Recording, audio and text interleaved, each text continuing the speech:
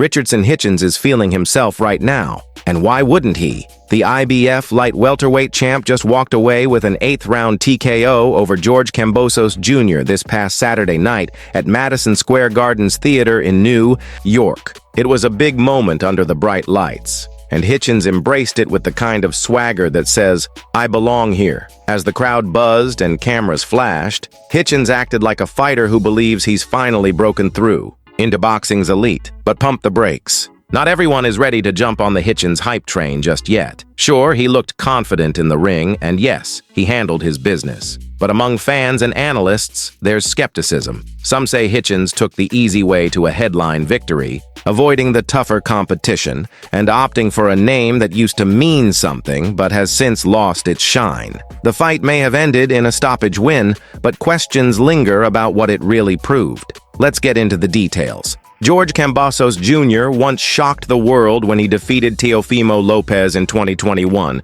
capturing attention and belts in one fell swoop. But since then, his momentum has all but disappeared. He hasn't looked the same, hasn't inspired the same fear. So when Hitchins chose Kambosos as his next opponent, many in the boxing world rolled their eyes. This wasn't a risky move. It was strategic, smart, maybe, but not brave. It wasn't the kind of fight that gets you universal respect, especially when you consider who Hitchins didn't fight. Two names loomed large in the background: Subriel Matias and Gary Antoine Russell. These are not guys you casually call out unless you're truly confident in your skill set. They're dangerous, explosive, and hungry. They're also the legitimate mandatory challengers for Hitchins. So by bypassing them to face a faded Kambosos, Hitchins signaled that maybe he isn't ready to walk through the fire just yet. And that's what rubs people the wrong way. Still, Hitchins isn't letting the critics get to him. At the post-fight press conference, he was full of bravado.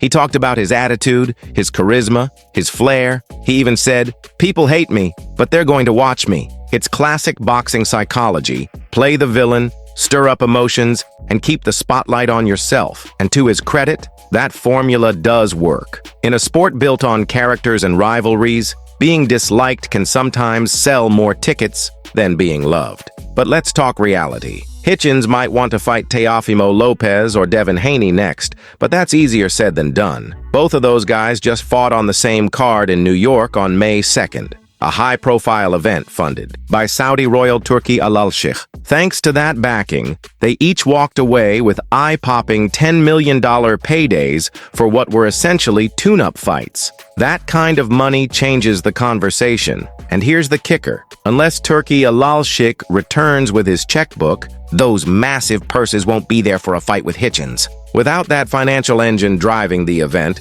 Haney and Lopez would be looking at a fraction of their recent earnings. Maybe $2 million at most. That's a steep drop, and it's likely not worth the risk to fight someone who hasn't proven to be a big draw. Which brings us to the next point. Hitchins is not, at this moment, a pay-per-view attraction. He doesn't command massive fan attention. He doesn't have a huge following. So even if a promoter tried to package a fight between him and Lopez or Haney as a DAZN PPV, it probably wouldn't move the needle. None of the three are consistent PPV stars. It's a business and the numbers just don't add up. Yet despite all that, Hitchins remains undeterred. When asked who he wants next, he was quick with his answer. Teofimo Lopez. Either one of them. He's looking to climb the ladder fast, and he sees Haney and Lopez as the names that will take him there. You can't fault his ambition. He's aiming high, and he believes his time has come. But here's the twist. If you're Lopez or Haney, this fight might actually look attractive. Not because Hitchins is such a big name, but because he looked very beatable against Kambosos.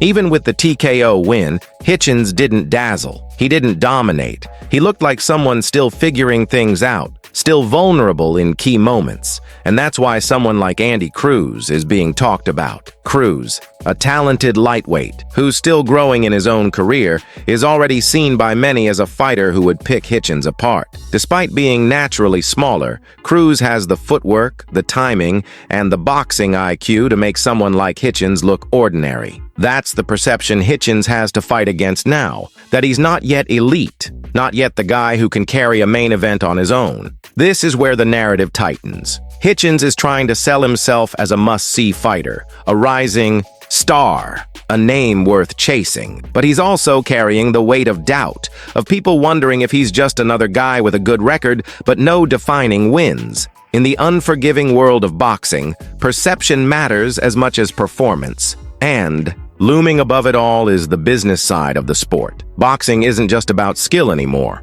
It's about spectacle, about money. And unless someone like Turki Alalshik is willing to bankroll Hitchins' next big opportunity, it's hard to see Haney or Lopez signing up for the fight. These are elite-level fighters who now think like businessmen. They're not risking it all for a low paycheck, especially not against a fighter who isn't bringing in the big bucks. But if Hitchins wants to change that narrative, he's going to have to do more. Talking won't be enough. Swagger won't be enough. He'll need to take real risks, step into the ring with the guys nobody wants to fight, and prove he belongs in the upper echelon of boxing. Until that happens, Hitchins will keep doing what he does best, talking the talk. Haney and Lopez will keep watching from a distance, weighing the risk versus the reward. And the boxing community will keep asking, is Richardson Hitchins a real threat, or just another name in a long line of pretenders? Time will be the judge. But one thing is certain, his next move could change everything. IBF light welterweight champion Richardson Hitchins made headlines after his 8th-round TKO victory over George Kambosos Jr. on Saturday night at the theater at Madison Square Garden in New York. Riding high on confidence, Hitchins called out big names like Teofimo Lopez and Devin Haney as his preferred next opponents. His ambition is loud and clear. He wants to mix it up with the top-tier fighters in the division. But the reaction from the boxing world has been mixed. Some fans and analysts see Hitchins' post-fight bravado as premature, especially considering the condition of the man he just beat. George Kambosos Jr., once known for his stunning upset of Teofimo Lopez in 2021, is now viewed by many as a faded version of that fighter. Hitchins' win over Kambosos is seen not so much as a breakthrough, but as a safe, calculated move. Critics argue that Hitchins picked an opponent past his prime to make a statement without truly risking his standing. Meanwhile, two dangerous fighters in the division, Subriel Matias and Gary Antoine Russell, were notably avoided, and fans aren't ignoring that fact. If Hitchins truly wants to be seen as a future star, many believe he'll need to take more legitimate risks. Financially, the idea of a matchup between Hitchins and either Lopez or Haney is questionable at best. Neither of those fights screams pay-per-view material. In the boxing world, money talks, and right now, Hitchins doesn't move the needle the way some of the bigger names do. His name isn't yet powerful enough to command the kind of purses that Teofimo and Haney have recently enjoyed. Both Lopez and Haney earned hefty $10 million paydays thanks to the financial backing of Turki Alalshik, who has emerged as a key player in funding major boxing events. Without his involvement, those big checks are likely off the table. It's no secret that Lopez and Haney have enjoyed the perks of headline status, but a fight with Hitchins would likely pull in a much smaller purse,